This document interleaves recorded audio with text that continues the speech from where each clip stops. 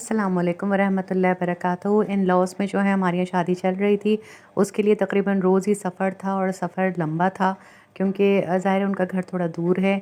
मगर ये कि जब ऐसे मौके होते हैं तो ये सारे सफ़र इतने लंबे लगते नहीं हैं। तो पहले फ़ंक्शन से शुरू करते हैं। आज जहेज़ का फ़ंक्शन था। इसमें इन्होंने जो है वो बच्ची का जहेज़ भी थोड़ा बहुत हमें दिखाया था और थोड़ा ढोलकी का भी इंतज़ाम था।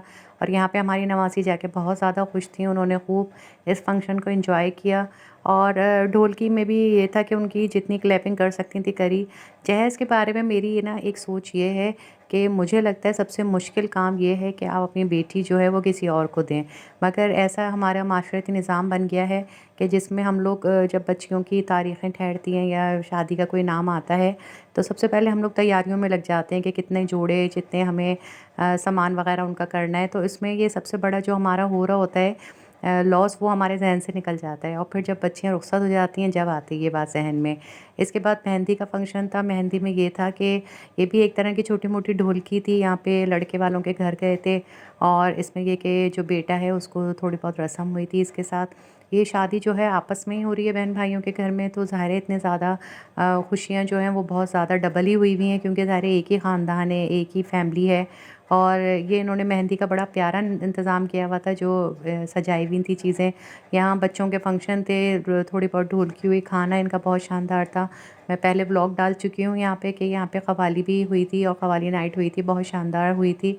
और इसके बाद ये था कि ये जो निकाह था उस दिन भी ये थोड़ा बहुत जो बच्चों ने फंक्शन लगाया था, बहुत अच्छा था। ये बहुत लंबी हो जाता व्लॉग अगर मैं बनाती या तमाम डा आपको वैराइटीज़ दिखाती, मगर ये मैं आपको ज़बानी बता रही हूँ कि खूब बच्चों ने एंजॉय किया है। और दोनों पार्टीज़ की तरफ से हमें मिठाई भी मिली थी जो हमने एंजॉय की है। और इसके अलावा ये है कि इसके बाद जो आई थी तकरीब वो थी मेहंदी की, यानी जो घर पे मेहंदी लगती है उसकी थी। और जिसके मेहंदी के हाथ में कैप्चर कर सकी वो मैं सब आपको दिखा रही हूँ। ये भी एक मेहनत तलब काम होता है कि लोग डिज़ाइन दिखा रहे होते हैं और अपनी मर्ज़ी से लगवा रहे होते हैं। और जवानों की और नए-नए शादीशुदा लड़कियों के ये शौक़ होते हैं कि उनको दिल चाहता है कि खूब भरी-भरी अच्छी मेहंदी लगे और उसका रंग भी खूब अच्छा आए। और काफ़ी हद तक लोग इसमें कामयाब भी हो रहे थे और यही अच्छी खुशियाँ होती हैं जिनको देख के दिल खुश होता है कि बच्चियों में उमंगें हैं कि वो अपनी तैयारियाँ कर रही हैं, तैयार हो रही हैं। इसके बाद जो एक रात थी वो इस तरह की थी कि जो घर के बच्चे थे सब उन्होंने जमा होके एक फंक्शन सा समा सा बाँधा था, लाइट्स वाइट्स लो डिम करके, और आपस में बैठ के जो है वो इस तरह का म्यूज़िक कर रहे थे शेयर आपस में कि ना छेड़ो हमें, हम सताए हुए हैं। और ये जो इस वक्त सारे बच्चे जो हैं वो फेडरल बोर्ड वालों के सताए हुए हैं क्योंकि उन्होंने सेम शादी के दिनों में तमाम जो पेपर्स हैं उनके आए हैं, यानी ख़ुद मेरे बेटे का भी पेपर जो है वो शादी के स्टार्ट में शुरू हुआ है और इनका वलीमे वाले दिन आखिरी पेपर था।